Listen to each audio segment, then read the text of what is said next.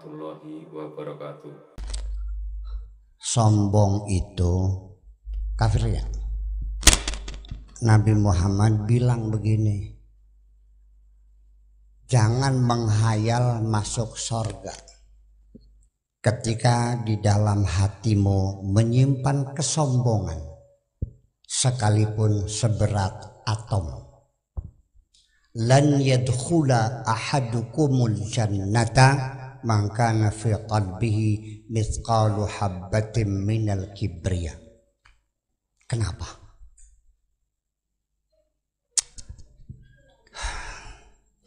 Bapak-bapak, ibu-ibu ingin masuk surga enggak? Ada sombongnya enggak? Pernah masuk surga belum? Yang sudah ada dalam surga karena sombong dikeluarkan lagi, apalagi kita yang belum pernah masuk.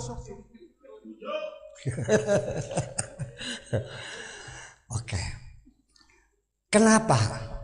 Kita tidak mengerti psikologi kesombongan sehingga menganggap enteng terhadap kesombongan. Perlu dijelaskan enggak? Kenapa orang sombong tidak bisa masuk surga? Pertama, orang sombong itu goblok. Ya, ini psikologi kesombongan mengatakan bahwa orang sombong itu goblok, bodoh. Mana buktinya?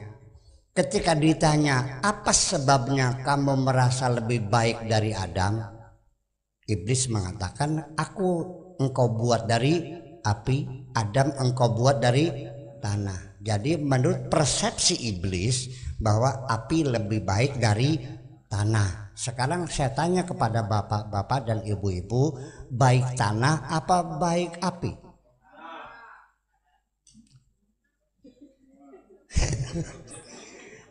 Api nggak ada apa-apanya, hanya ada karbonat pembakaran aja.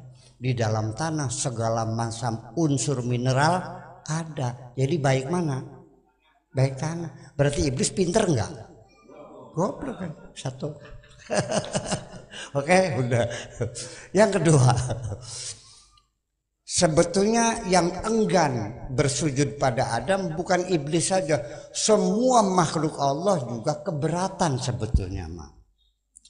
Malaikat juga sama mengajukan nota keberatan waktu itu.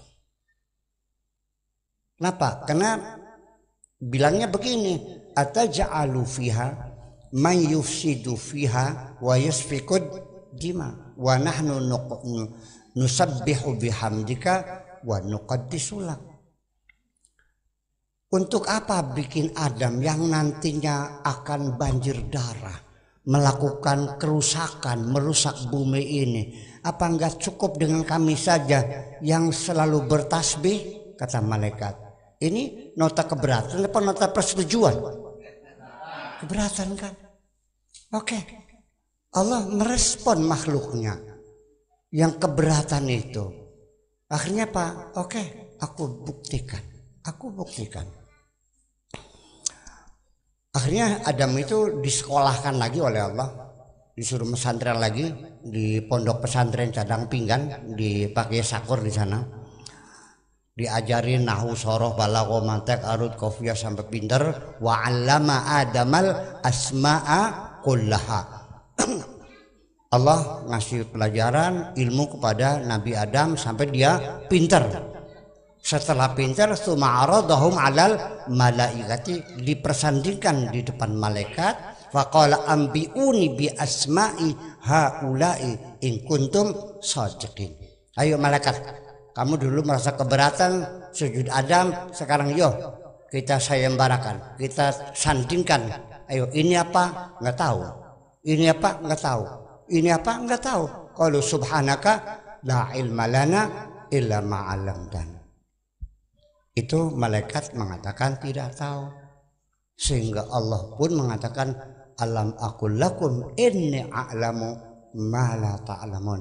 Dari dulu juga sudah aku bilang kamu tuh nggak tahu, nggak paham malaikat. Jadi Adam ini apa? Semuanya terjawab. Malaikat terbelalak. Oh iya ya, Adam pinter juga dong.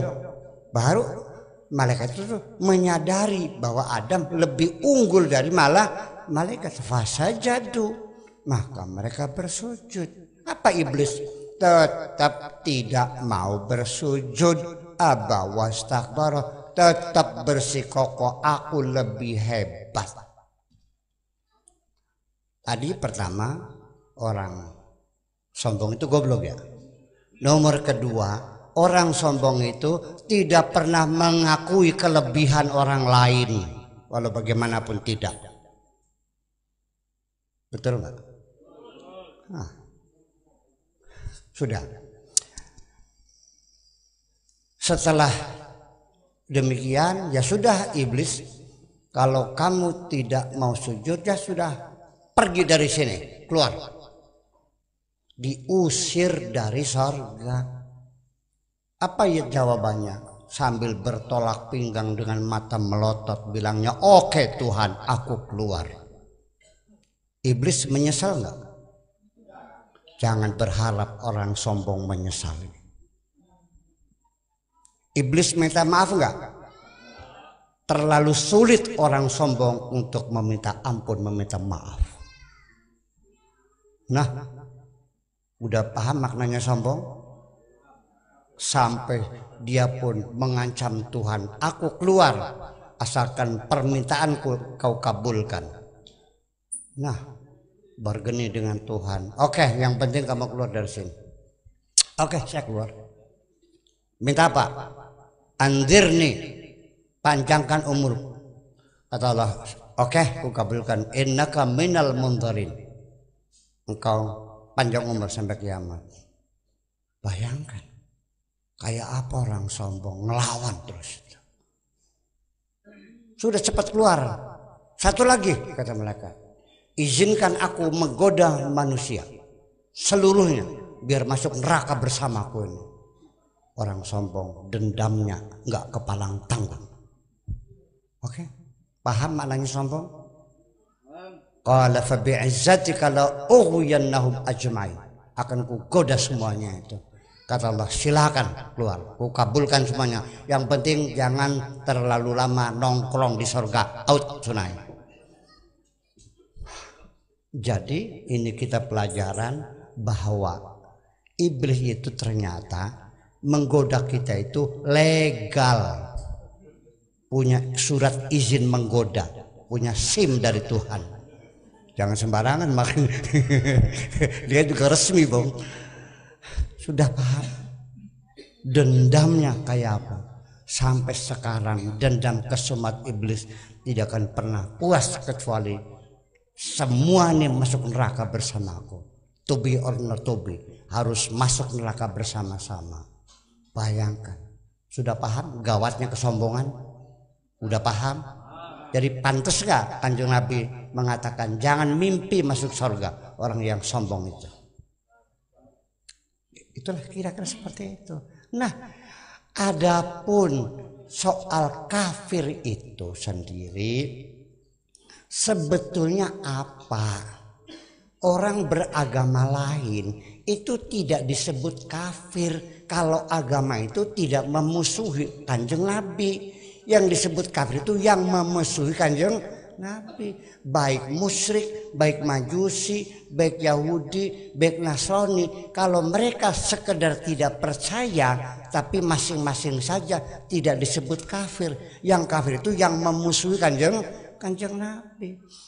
Makanya mereka-mereka yang tidak mau Kanjeng Nabi, Allah mengakui pluralitas agama, diakuinya. Dengarkan baik-baik.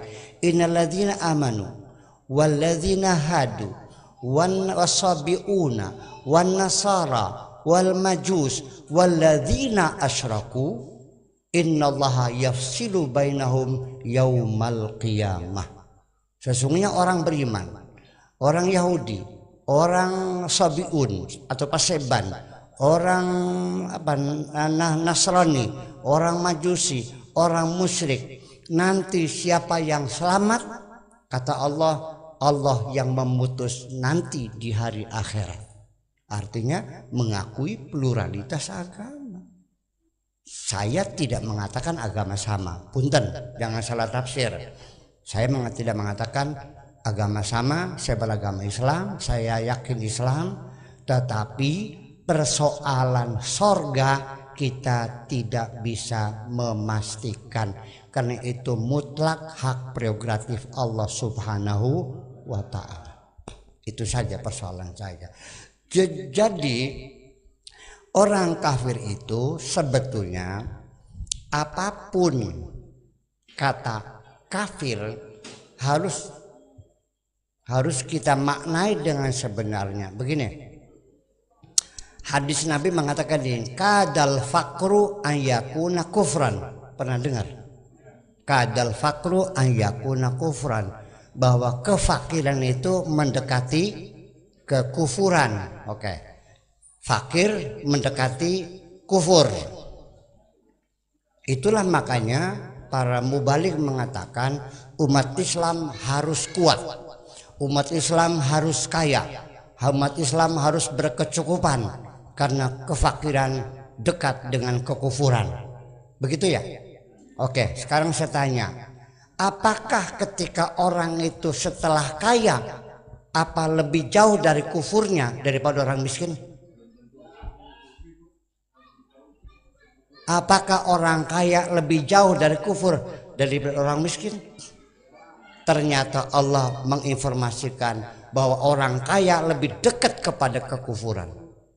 Wa idza aradna an nulika qaryatan amarna mutrafiha fa fasaqu fiha. Kalau kami ingin menghancurkan suatu negeri, maka orang kayanya kami biarkan berfoya-foya. Orang kaya lebih berpotensi membuat kerusakan di dunia ini daripada orang fakir. Jadi kalau begitu maknanya apa hadis itu? Kufran itu maknanya gelap mata, bukan kafir tidak percaya. Orang miskin itu kalau lapar apa saja diembat dong. Ada pisang diambil enggak? Lapar aja. Ada ayamnya orang diambil enggak? Itu kufur, itu gelap mata, karena kafar itu maknanya tertutup mata, hatinya tertutup matanya. Kafaro itu artinya menutup. Ya ayyuhalladzina amanu tubu ilallah taubatan nasuha asa rabbukum an yukaffira ankum sayyiatikum. Bertobatlah dengan tobat nasuha, semoga Allah mengkafirkan dosa-dosamu, mengkafirkan dosamu, itu artinya menutupi dosamu. Jadi kafaro itu maknanya menutup. Bahasa Inggris juga namanya kafir. Gadis, jadi sampul majalah namanya gadis kafir, cover girl. Tahu cover girl? Gadis kafir, karena cover tuh cover bed, tutup ranjang. Jadi kafir itu tertutup. Jadi kafir sini adalah orang yang tertutup mata hatinya. Jadi yang jadi persoalan adalah bahwa siapa orang kafir itu yang abadi di neraka, ya kita jangan memaksakan kehendak kita, serahkan saja kepada Allah. Siapapun, sekalipun iblis pun juga, kita tetap tidak bisa mengatakan iblis pasti masuk neraka. Karena innaka tu'adzibu man tasya wa taghfiru man tasya. Engkau bisa menghukum siapapun dan engkau bisa mengampuni siapapun. Jangan melarang Allah untuk mengampuni siapapun yang berdosa. Setuju? Nah, sudah gitu aja kok. Selesai. Oke. Satu lagi kalau masih ada waktu. Masih cukup. Ada lagi satu lagi yang bertanya. Assalamualaikum warahmatullahi wabarakatuh. Waalaikumsalam warahmatullahi wabarakatuh. Yang kami muliakan Hadratul Kiram Rama Kiai Haji. Mana yang nanya, mana orang? Buya. Oh, di situ ya. Sakur Yasin. Saya merujuk seperti apa yang telah Buya sampaikan tadi berkaitan dengan masalah kufur. Masalah kufur itu tadi semuanya bersumber dari tiga hal, yaitu kufur nikmat, dan juga bakhil, dan juga takabur. Dari tiga hal itu insya Allah itu juga karena kita kurangnya bisa mengendalikan hawa nafsu, Ya. sehingga hati kita ini masih ada najisnya, masih ada kotorannya. Maka kalau dikaitkan dengan salah satu ayat yang insya Allah di dalam surat Yusuf, inna nafsa la'amarotum bisu illa marahima rabbi. Nah, ini mohon dijelaskan Bu ya, sedetail mungkin, sampai sejauh mana kaitannya dengan 3 hal itu yang menjadi penyakitnya hati. Ya. Atas penjelasannya kami sampaikan terima kasih. Wassalamualaikum warahmatullahi wabarakatuh. Begini, Allah membuat manusia dari tanah, tetapi di situ juga oleh Allah ditiupkan wa idza sawaituhu wa nafakhtu fihi min ruhi. Allah juga memasukkan hayawaniyah, Allah juga memasukkan malaikiyah, Allah juga memasukkan syahwaniyah, nafsu dan sebagainya. Kita ini luar biasa, sangat sophisticated. Jadi nafsu itu sendiri adalah sengaja dipasangi oleh Allah kita untuk supaya hidup kita ini punya arti. Sebab kalau orang nggak ada nafsunya, hidupnya nggak enak kok. Betul nggak? Cuman kan kadang-kadang suka kurang ajar, meminta lebih kadang-kadang. Nah, nafsu ini nggak usah dibunuh, karena nafsu nggak bakal mati. Kita tampar dia pergi, datang lagi ganti baju. Diusir lagi, datang lagi, ganti baju lagi, berbolak-balik orangnya itu juga sebetulnya mah. Yang namanya nafsu, kitanya berdiri, nafsunya berdiri, kitanya duduk, nafsunya berdiri, kitanya melek, nafsunya melek, kitanya tidur, nafsunya melek, lebih siap menggoda kita. Siang malam selalu melingkar di sekitar kita. Kapan nafsu mati? Kalau Anda mati, nafsu Anda mati. Kalau Anda belum mati, nafsu nggak bakal mati. Ini adalah statement dari Nabi Yusuf sendiri, seorang Nabiullah. Dia mengatakan, wa ma ubarri'u nafsi, aku tidak bisa melepaskan nafsu ini. Inna nafsa la ammaratum bisu. Karena nafsu ini selalu mengajak kita selalu berbuat jahat. Selalu ngajaknya nggak benar aja. Nafsu itu kalau diturutin tambah lama tambah ngelunjak, tambah lama ngelunjak, akhirnya menghancurkan kita sendiri. Dan selalu, artinya kalau kita yakin bahwa nafsu tidak pernah mati, nafsu tidak pernah kalah dan terus menggoda, lalu bagaimana caranya kita mengendalikan nafsu itu? Nah, ada passwordnya di ayat itu dengan mustasna minhu, yaitu bunyinya illa ma rahima rabbi, kecuali kalau disayang oleh Allah. Aku tidak bisa membebaskan nafsu karena nafsu selalu mengajaknya nggak benar, kecuali disayang oleh Allah. Berarti di situ Allah memberi kata kunci, password. Jadi caranya bukan bagaimana melawan nafsu, tapi bagaimana caranya supaya kita disayang oleh Allah. Nanti Allah yang mengecili volume nafsunya itu, maka baru nafsu terkendali kalau kita disayang oleh Allah. Yang bisa ngecilin nafsu hanya Allah. Nah, jadi yang jadi persoalan bagaimana supaya Allah senang kepada kita. Ini ilmu barunya. Jadi bukan bagaimana mengalahkan nafsu. Tadi ada kata kunci kecuali kalau disayang Allah. Jadi yang penting gimana? Bagaimana supaya kita disayang oleh Allah. Bagaimana Allah senang kepada kita. Di situ ilmu yang intinya bagaimana caranya supaya Allah senang kepada kita. Tahu nggak ilmunya apa? Sholat siang malam gitu, sehari 200 rakaat, nggak. Puasa seumur hidup, nggak ada. Hanya satu. Kalau kita ingin disayang oleh Allah, kalau kita ingin menyenangkan Allah, kalau ada orang mau menyenangkan saya, satu, harus tahu apa yang menjadi kesenangan saya. Kalau kita ingin menyenangkan Allah, hendaklah kita belajar apa yang menjadi kesenangan Allah. Betul nggak? Sering ada orang datang ke saya berdasarkan mimpi. Sakit nggak sembuh-sembuh, akhirnya puasa di makam Sunan Gunung Jati, sudah dapat sekian minggu lamanya. Suatu malam datang mimpi suruh ke rumahnya Pak Kiai Sakur Yasin di Indramayu. Dia datang. Saya tanya dari mana taunya? Dari mimpi. Dan itu sering kali. Dia bawa baju XL, bawa rokoknya rokok Jisamsu. Baju yang dia bawa saya pakai enggak? Sebabnya apa? Saya rokoknya apa Gudang Garam Surya, rokoknya Jisamsu. Saya rokok enggak tuh? Enggak.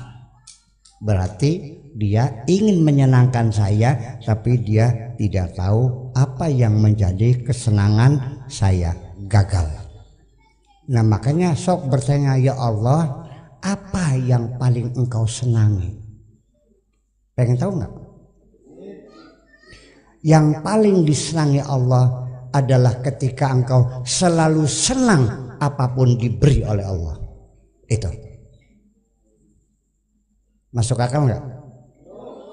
Dikasih uang banyak, alhamdulillah. Dikasih uang sedikit, enggak dikasih uang, duit uangnya hilang, lulus. Kalau sudah begitu, Anda termasuk orang yang disayang Allah. Enggak punya suami, alhamdulillah. Ketemu sama pacar, ngajak kawin, punya suami, suaminya pacaran lagi. Itu yang disayang Allah. Nah berarti itulah orang yang disayang Allah, pasti dia akan mampu menguasai nafsunya karena volumenya sudah dikecilin oleh Allah. Sekarang saya mau nanya, kalau orang dipuji enggak senang, dicaci enggak marah, uang banyak tenang saja, enggak punya uang tenang saja, ada nafsunya enggak? Paham enggak? Di situ yang jadi persoalan. Nah, makanya dalam pertarungan kita dengan nafsu, jangan pernah mengandalkan kekuatan yang ada pada diri kita. Tetap yang maha kuat hanya Allah. Maka jangan pernah tinggal sekejap pun, selalu minta bantuan dari Allah Subhanahu wa ta'ala. Sekalipun saya kiai, tetap saya dengan bapak-bapak 11-12. Paham mana yang 11-12 nih? Sama saja. Saya juga sering digoda, ya. Saya dari Indramayu mau ke Jakarta, ada ceramah di BI, di Bank Indonesia pagi. Jadi berangkatnya uang hotel dikasih, tapi kan lumayan, nggak usah nginep di hotel lagi kan. Jadi berangkat dari malam aja kan, langsung pagi kan, nggak usah di hotel lagi. Jam 12 berangkat. Itu tiba-tiba nasib sial saya banyak kempes di tempat komplek pelacuran. Namanya di Legok. Di tengah saya sedang mengganti ban dalam, keluarlah itu setan berwujud manusia tuh. Kira-kira 17 aja lah, kira-kira gitu. Masih mulus sekali kok, sambil ngerokok Gudang Garam, Marlboro. Dia tanya, sedang apa mas? Sedang ganti ban neng. Apabila bapak mau ganti oli, di dalam ada. Jantung pun berdebar-debar kan. Wah, melihat bahas ada yang montok, masih muda sekali, apanya mulus sekali. Tengok kanan, tengok kiri, ada yang kenal enggak gitu. Nah, ketika saya sedang berdebar, ini malaikat nih bilang, kamu kiai jangan coba-coba, gitu. Kata setannya apa? Ya ini kan malam nggak ada orang. terjadi dialog yang keras di dalam diriku itu. Jangan coba-coba. Kalau kamu melakukannya berarti sama engkau bikin umatmu menjadi murtad begini. Ya itu kan kata setannya apa? Ya orang kan memikul dosa masing-masing. Iya, tapi kalau kamu lakukan, sekarang sedang musim penyakit ain, Pak Kiai, kata malaikatnya. Kata setannya, kan bisa pakai kondom. Kata malaikatnya, kondom zaman sekarang banyak yang bocor. Kata setannya, ya didobel kan bisa.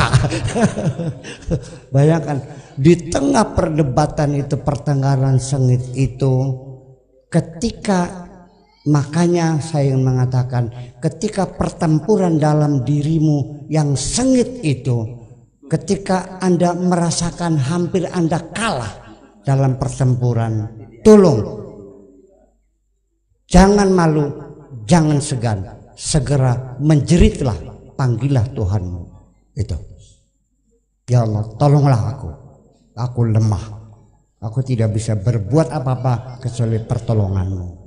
Makanya jangan sekali-kali kita menganggap kita mampu. Kita tetap standarnya la haula wala quwata. Kita tidak bisa berbuat apa-apa. Jadi orang yang bisa menguasai nafsu ternyata bukan bagaimana melawan nafsu, tapi lebih kuat kita bergantung pada Allah Subhanahu wa ta'ala. Mudah-mudahan kita semua diberi hidayah oleh Allah. Amin. Dah gitu aja Bapak sekalian. Pada akhirnya saya hanya mohon maaf apabila ada hal-hal yang kurang berkenan, mungkin bahasa saya Indramayu kurang dipahami, tapi saya percaya paham dan dipaham dan mudah-mudahan bermanfaat. Amin. Mangga bersama-sama bismillahirrahmanirrahim. Rabbana auzi'na wa nashkura ni'mataka allati an'amta 'alaina wa ala walidayna wa ana amala salihan tarda wa adkhilna birahmatika fi ibadika salihin. Rabbana atina fid dunya hasanah wa fil akhirati hasanah wa qina adzabannar. Wa sallallahu ala sayyidina Muhammadin wa ala alihi wa sahabatihi ajma'in. Subhana rabbika rabbil izzati amma yasifun wa salamun alal mursalin walhamdulillahi rabbil alamin. Assalamualaikum warahmatullahi wabarakatuh.